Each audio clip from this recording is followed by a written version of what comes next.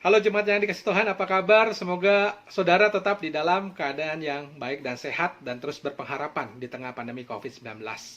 Saudara, sebelum kita merenungkan firman Tuhan, mari kita berdoa. Bapa, kami akan membaca sebagian dari firman Tuhan. Kiranya firman ini boleh menguatkan kami, menolong kami untuk kami boleh tetap percaya, tetap berpengharapan, tetapi kami juga mampu melakukan segala sesuatu yang baik di tengah pandemi COVID ini. Mari Tuhan berbicaralah karena kami siap mendengar. Di dalam nama Tuhan Yesus kami sudah berdoa. Amin.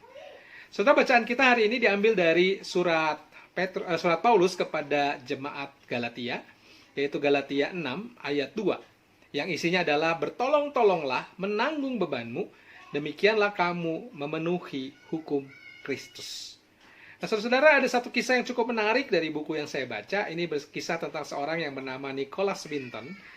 Nicholas Winton satu kali beres-beres dengan istrinya, dan istrinya menemukan sebuah scrapbook, sebuah buku yang berisi ratusan daftar nama beserta dengan alamatnya. Lalu kemudian istrinya bertanya, daftar apa ini? Nicholas Winton kemudian dia kembali mengenang peristiwa tahun 1938 yang dikenal dengan, waktu itu ada peristiwa namanya Malam Pembantaian, di mana rumah, sekolah, rumah sakit orang Yahudi dijarah. Dan pada saat itu kejadiannya adalah di Jerman. Nicholas Winton yang saat itu akan berlibur memutuskan liburannya dan kembali ke Praha. Lalu kemudian dia melakukan hubungan dengan pemerintah Inggris dan sebagainya. Akhirnya mereka memutuskan untuk menolong para orang tua yang ingin menyelamatkan anaknya.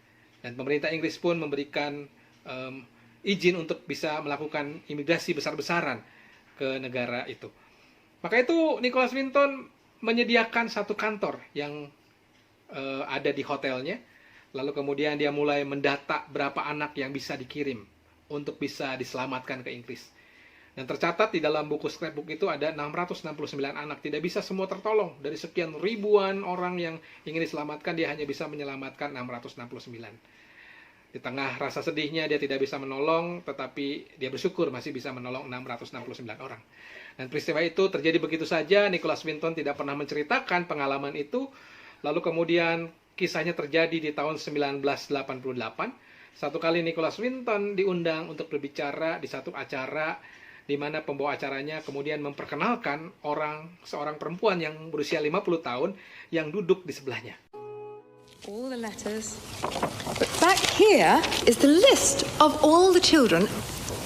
This is Vera Diamant, now Vera Gissing. We did find her name on his list. Vera Gissing is with us here tonight. Hello, Vera. And I should tell you that you are actually sitting next to Nicholas Winton. Hello. And it was just so wonderful, so terribly, terribly touching.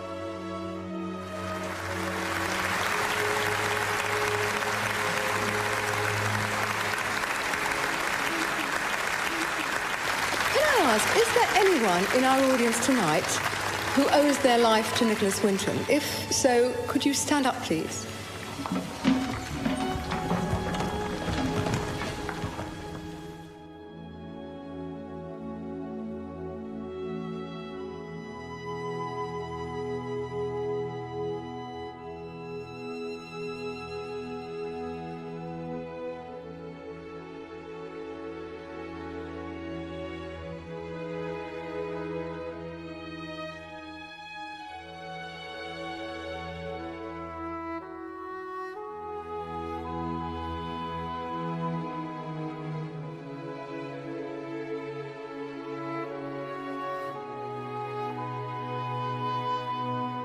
Pembawa acara memperkenalkan bahwa perempuan itu adalah seorang anak duru yang berusia 10 tahun yang waktu itu ditolong oleh Nicholas Winton. Maka itu Winston cukup kaget sebab dia bertemu kembali dengan seorang anak yang pernah ditolongnya. Dan kemudian kisah ini semakin mengejutkan Nicholas Winton ketika pembawa acara kemudian memperkenalkan lagi bertanya kepada audiens yang nonton di acara tersebut, di acara televisi tersebut, siapa lagi yang pernah ditolong oleh Nicholas Winton. Maka mulailah satu-satu berdiri, seluruh yang nonton acara di televisi itu mulai berdiri. Ada seorang ahli fisika, pengacara, guru, dosen, insinyur, Dan semuanya adalah orang-orang, anak-anak yang dulu pernah ditolong oleh Nicholas Winton.